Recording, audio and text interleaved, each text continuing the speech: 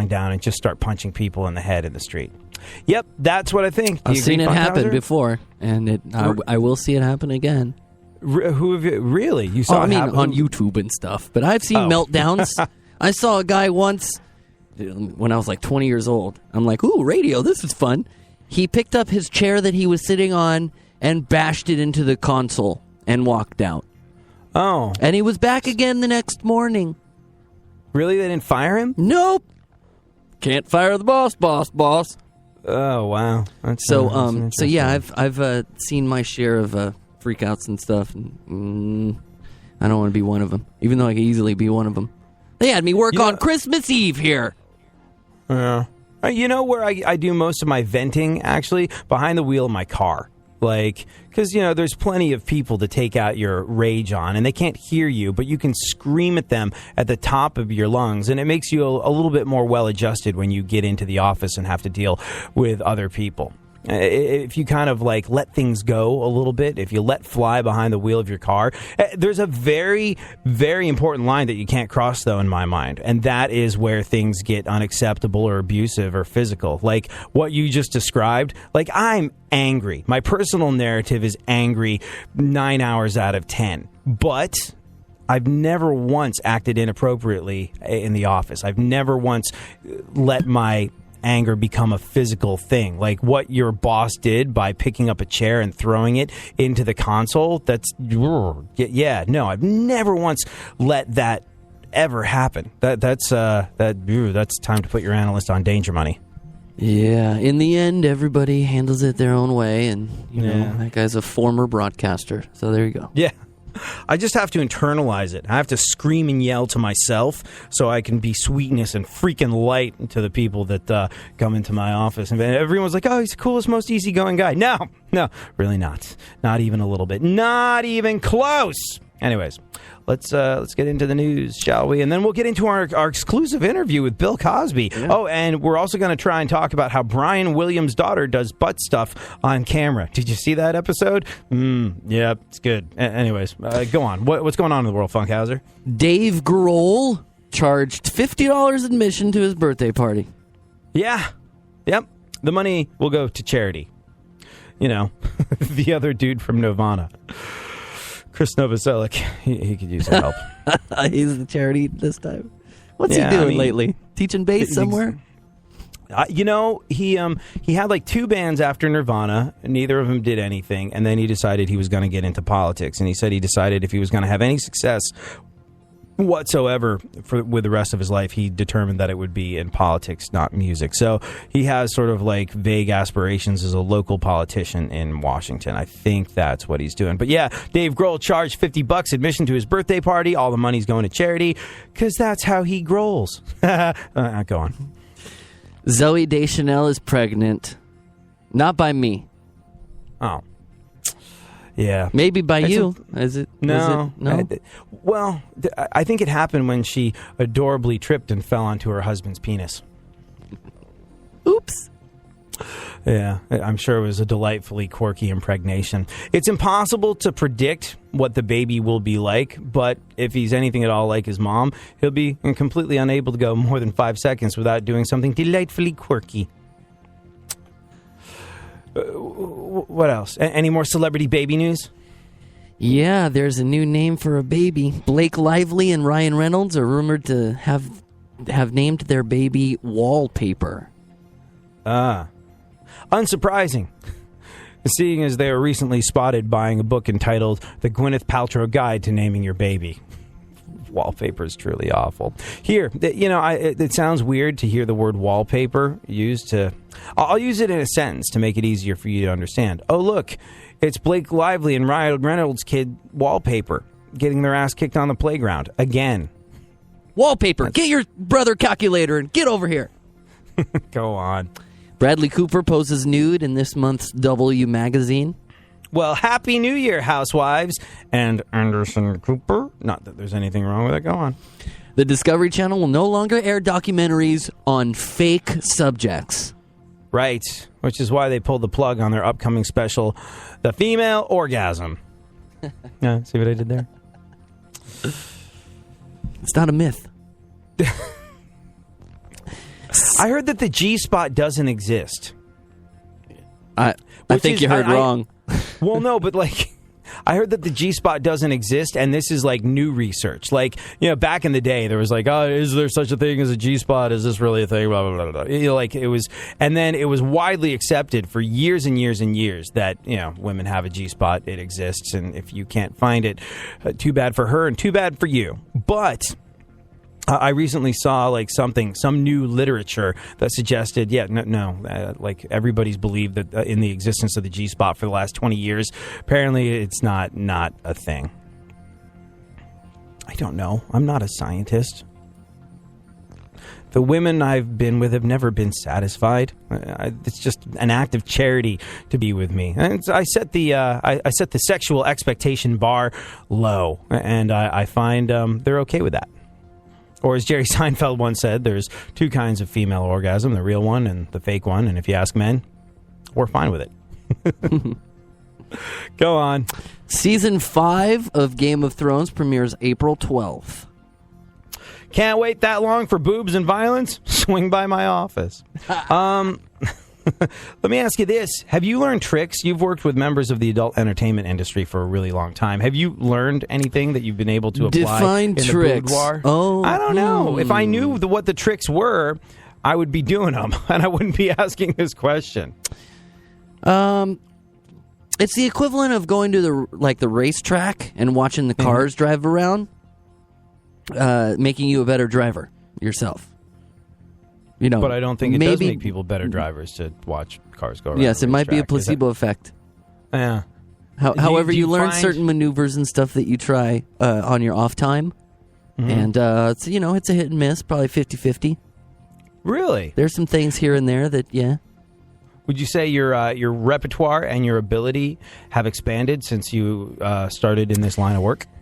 I just think I have more case studies now. to utilize from. I think I knew everything that was going on, because I had a brain before that and the internet before that. So I don't, Well, that's the thing. Like, I think I know all the stuff. I'm just not sure if I'm good at applying it. Like, I don't think there's any surprises, but I don't know. It's like, watching America's Test Kitchen. You ever seen that cooking show? Yeah.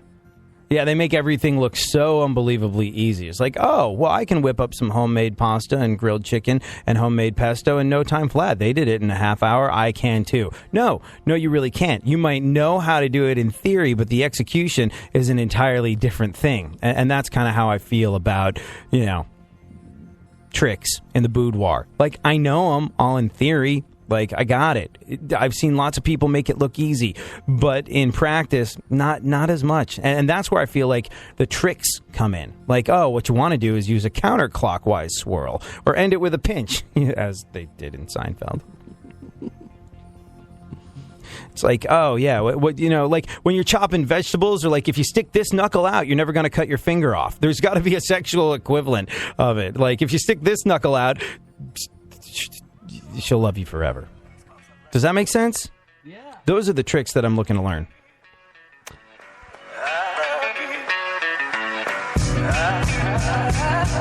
Viktor Frankl lived through Auschwitz, a concentration camp. He wrote, man's search for meaning between torture, cold and damp. Viktor could have just given up and been resigned to his fate, but he used it to write a book that made the world a better place. Bethany Hamilton lost an arm surfing in a shark attack, and what she had to overcome was crazy in the aftermath. Nobody would have blamed her for taking a different path, but she's pro surfing now, so what do you think of that? Helen Keller was an animal caged by being blind, deaf, and mute, but a teacher, Ann Sullivan, never gave up on the truth that what people say is impossible is just their own perception. Taught Helen how to speak and gave her life its direction. And if a woman can go from being considered to be legally an animal to a college grad activist, symbol of what's possible, don't you think it's true that you might have more to you than whatever people told you you're not smart or strong enough to do? You're giving up on ever being any better than this. You're giving up on the idea that even more exists. Giving up, nothing on earth will end you faster, cause when you lose hope, that's a real disaster. Giving up on ever being any better than this. You're giving up on the idea that even more exists. Giving up, nothing on earth will end you faster, cause when you lose hope, that's a real disaster.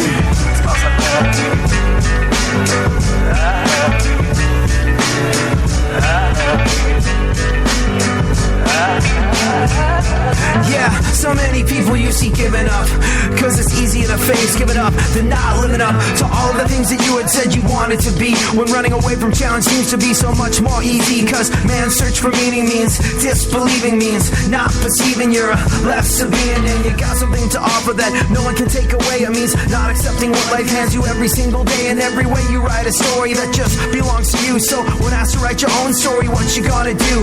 When asked to write your own story, what you gonna do? When asked to write your own story, what you gonna do? When asked to write your own story, what you gonna do? When asked to write your own story, what you gonna do? Got somebody to be right. Got somebody to be right. For now. You're giving up on ever being any better than this. You're giving up on the idea that even more exists. Giving up, nothing on earth will end you faster. Cause when you lose hope, that's a real disaster. Giving up on ever being any better than this. You're giving up on the idea that even more exists. Giving up, nothing on earth will end you faster. Cause when you lose hope, that's a real disaster. It's called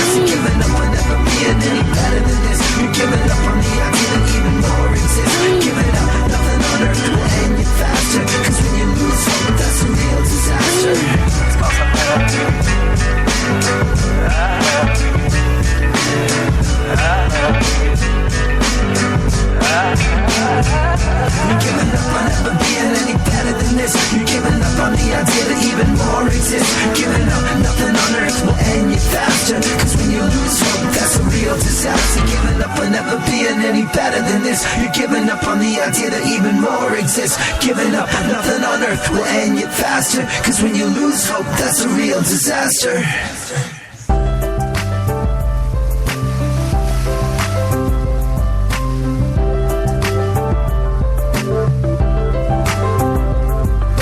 Sometimes you just know you're done. You're longing for that shining sun. You walk these streets most every day. You're waiting to get washed away.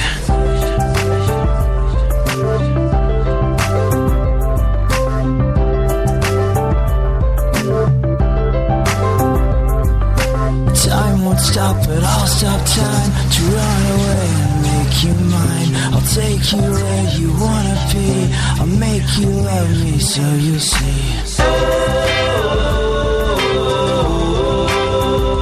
You just wanna be washed away sometimes. You wanna be washed away sometimes.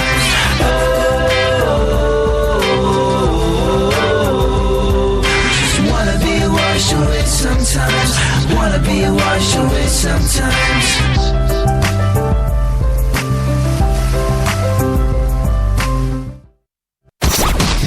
Go ahead, favorite the show and enjoy AD on the go. iHeartRadio presents AD. We'll get into how Brian Williams' daughter is doing butt stuff on camera these days, and plus our exclusive interview with Bill Cosby. Also, let's talk about how the White House continues to deny that radical Islam has anything to do with anybody being killed by radical Islamic terrorists. Right now, though, let's wrap up the news, shall we, Funkhauser? I don't know if you heard this, but I have a really bad Woody Allen impersonation. Oh, you do? This is it right here, yes. Woody Allen. I can't do an East Coast accent very well, but Woody Allen is making half-hour streaming series for Amazon Prime.